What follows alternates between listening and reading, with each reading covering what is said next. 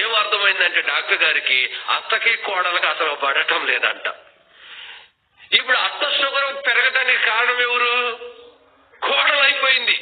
నువ్వు కోడలతో సమాధానం పెట్టుకోకపోతే నువ్వు అమెరికా పోయి షుగర్ టాబ్లెట్లు తెచ్చుకొని వేసుకున్నా కానీ తగ్గదు. అది ఇంకా అర్థమైందా?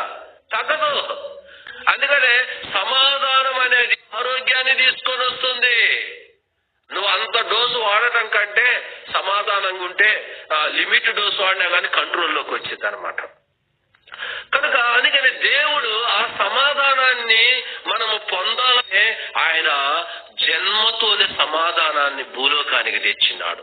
ఇప్పుడు సమాధానము ద్వారా దేవుని వాక్యంలో మనం ఏం చూసినామంటే సమాధానము ఆశీర్వాదాన్ని తెస్తుంది. రిఫరెన్స్ చెప్పండి. కీర్తనలు 29:11 సమాధానం ఆశీర్వాదాన్ని తెస్తుంది. రెండోదిగా సమాధానం ఏం తెస్తుంది? ఐశ్వర్యాన్ని తెస్తుంది. రిఫరెన్స్ యెషయా గ్రంథము 66:12. మూడోదిగా సమాధానం ఏం తెస్తుంది? ఆరోగ్యాన్ని తెస్తుంది. ఇర్మియా గ్రంథము 33:6. నాలుగోదిగా సమాధానం ఏం తెస్తుందంటే శత్రువు మీద నీకు విజయాన్ని తెస్తుంది. అందుకనే రాయబడుతూ వచ్చింది కదా, రోమీయులకు రాసిన పత్రిక 16:20. మరలా చదువమ్మా. సమాధానకర్తయగు దేవుడు సాతానును, సమాధానకర్త అయిన దేవుడు, దేవుని సమాధానాన్ని నువ్వు నేను అనుభవిస్తే సాతాను నీ కాళ్ళ కిందకు వస్తుంది.